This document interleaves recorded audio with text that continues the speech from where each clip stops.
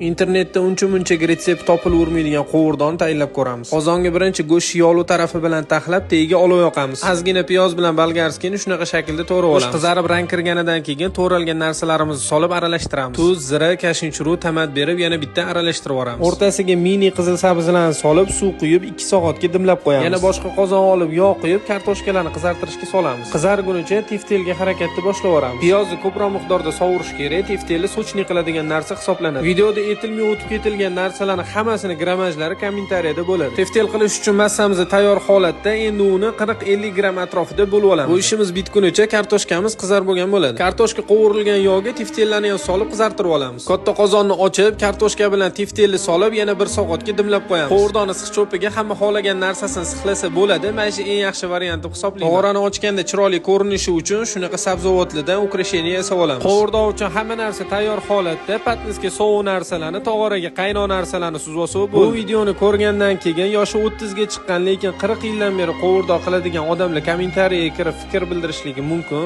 Bizi ustozlardan o'rgangan retseptimiz shu. Videoni saqlanib qilib qo'ysangiz, tayyorlayotganingizda asqotib qoladi. Podpiska tashab qo'ysangiz, zakaz uchun qildirsangiz bo'ladi.